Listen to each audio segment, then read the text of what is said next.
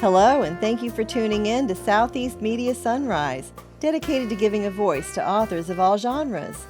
I'm your host, Jodi Hockinson. Joining us remotely by phone today is Luthie M West, author of Cat Soup, a children's picture book. In 2017, Luthie M West wrote and published 4 children's picture books. Today, she's working on 2 young adult novels. Luthie grew up in a big family, being the second of 7 children. She involved them in entertaining their parents as youth. Luthie has 2.5 adult children of her own who learned to read at the age of 2 years. Luthie graduated from the Institute of Children's Literature decades before their internet presence. She has had a variety of occupations as well, garnering the descriptive name of Renaissance Woman by those who know her. She is now a full-time writer and talented theater performer. Luthie invites all to enjoy the tale of Cat Soup. Welcome, Luthie, and thank you for joining us today. Well, thank you for inviting me, Jodi. I really appreciate it. You grew up in a big family. How was that an influence on becoming an author? We're sort of spread out. I'm the second of 7, as you said, but my youngest brother is 15 years younger than I. So I was a teenager by the time, they came around, and I had also been babysitting for a couple of years by that time as well. And one of the things that I enjoyed doing since my youth, even when before I was old enough to babysit, and when there was just my sisters and I, the top 3 of us, I would write up some kind of little skit, and I would coerce them into putting on this play for my parents.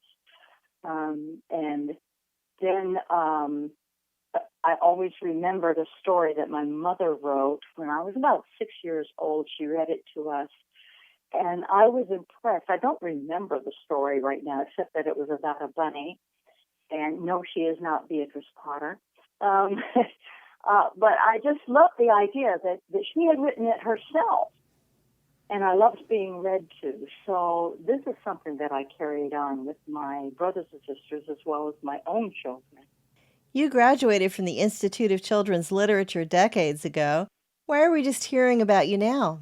When I did the course at the Children's Institute, I had thought about writing children's books because I had been strongly religious, and it seemed that there were so many things that just seemed wrong that I was always wanting to do the taboo, or don't write about evil, or don't write about, some of the hard stuff that seemed to be in adult fiction and literature. And so I thought, well, writing children's books, that was going to be a real safe thing to do. So I took that, but then even my husband at the time, not my current husband, but my husband at the time, who paid for that course, laughed at the idea that I would ever make writing a career. Everyone treated it like a hobby, and being the I want to be a really good person, I did that too. It was a big mistake. So I put off writing for 36 years. But finally, it sounds like you took that as a challenge and decided to write children's books? Yes. Well, in 2006, my son, who of course is quite grown up by that time, helped me to start taking writing seriously. And one of the things that he helped me, because I had come away from religion by that time, was for me to get in touch with what was inside of me to write, because I had dabbled all these years. He knew about some of these stories, and he wanted me to finish them. So he coerced me into playing the online role-playing game Neverwinter Nights. And in that role-playing situation, I created many characters. And those characters would sometimes tell these stories. As a matter of fact, Cat Soup is one of them. So tell us something about your writing process. Well, what I do is, generally I come up with an idea or character, and usually it's a character within an idea or within a situation that occurs to me, and I usually do kind of a seat of the pants sort of thing in mental RIMO, which is the National Novel Writing Month, they call them now planters, which is they do some seat of the pants, they do some planning. And I usually start by the seat of my pants, and when I think I know what's going on, that's when I write a brief outline, because I know where the ending is going to be. And then I let my characters help me get there. And my characters being quite three-dimensional. I'm very character strong. I look at what it is they would do and what it is that they would say. And so sometimes they even surprise me. They become very real. Do you set aside a certain time to write? I didn't originally. But being a night owl, I would tuck my kids into bed. This is when I was still sort of toying with the idea of being a writer. I would tuck them into bed, and then, the evening would be quiet to write. Well, in 2006, of course, all my children were grown, but being a night owl, I continued to do that until a couple of years ago when I started on this path of learning marketing.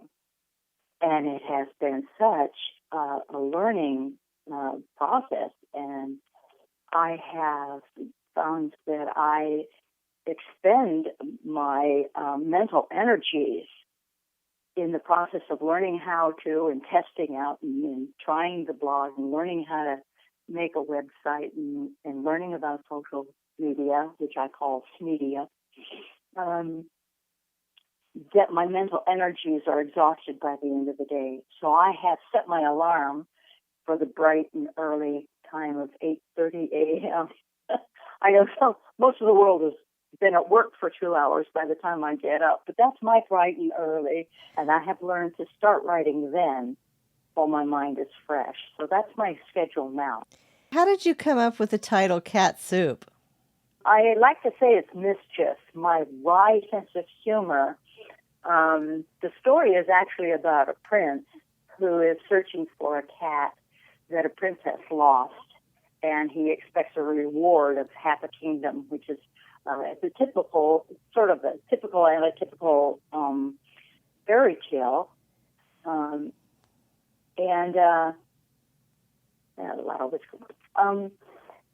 When he finds a cabin, he eats up this soup.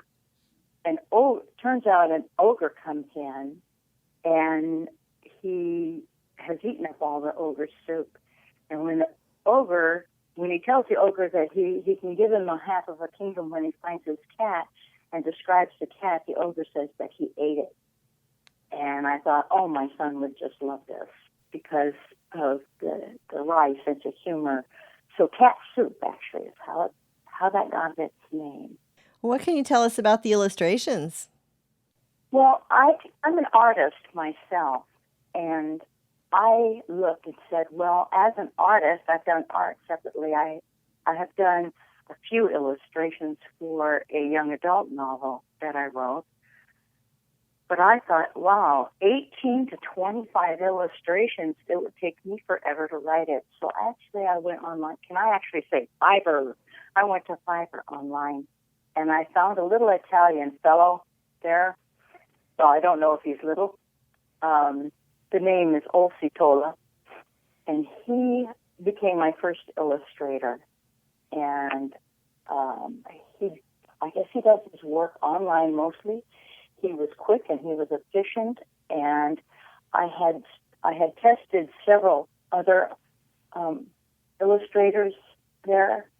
And for this particular book and for the book Bully Frog, he had the style that I just really felt it said what it needed to say about them, about the story itself. Tell us what challenges you have had in creating and publishing children's picture books. Well, I never had published a book that had colored pictures in it. I knew nothing about putting these pictures into the book, and of course, doing so, I did this in Word. I put the pictures in, then I had to transfer them, learn how to transfer them, and upload them to different places. Now, that there's one thing for an ebook, and then there's something else that needs to be done for print books, and then there's the covers have to have a particular size. So all of these things created learning curves for each one of these to learn how to set them up. But even after I set them up, I found the main challenge for me ended up being the way the files from one thing. If you take a Word file and you turn it into a PDF, then you upload the PDF. And I found that for print versions especially, you have to hold a certain DPI. And when one file hands it to another, the popular thing is for it to want to reduce the DPI and to make the file size really small. And I had a heck of a time learning how to keep it large enough. I mean, the file size didn't matter. It was the DPI, the depth and the intensity of the color of the pictures and the illustrations in there, just to get those so that the various publications were acceptable. And of course, this was machinery. You know, these were judged by computer. Okay, I get the warning. You know, your DPI isn't. You need to have 300 DPI at least. And I'm like, but I had it. But I had it. What happened? So that was the biggest challenge. And it was like, oh, I'll tell you, sometimes it was to tears. It really was. It was like, how can I do this? And I tried several PDF programs. I finally figured it out. And I think by the time I had it figured out, I probably had, about 20 or 30 files of cat soup. Yes, it can be very frustrating laying books out for publishing. Yeah, well, I'm glad to have gone through it, though, because doing that, each successive book, and I've done 4 picture books, not all with the same illustrator, but with illustrations, and I have had to do the same thing with each one of them, and by the time I got to the 4th one, it finally got smooth. It got easier.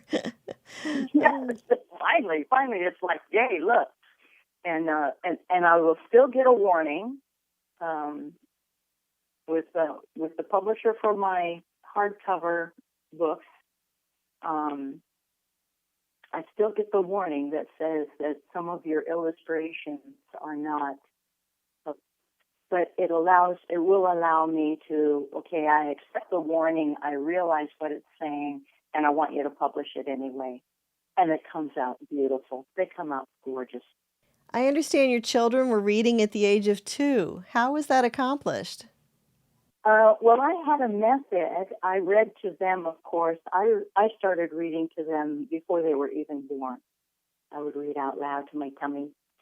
And when they were born, I would read to them. And, of course, when they were able to sit in my lap, there was a book in front of them.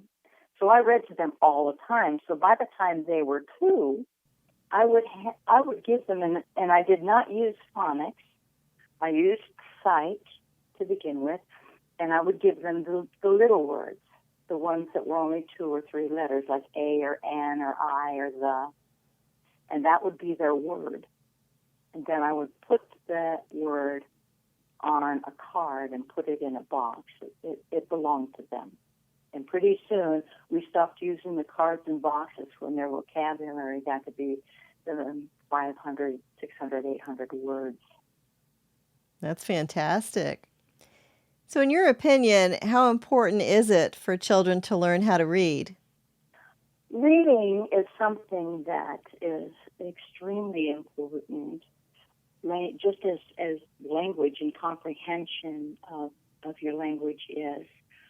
I am reminded of the movie starring Sally Fields. It's called Not Without My Daughter, where a woman has to go to a Middle Eastern country and retrieve her daughter.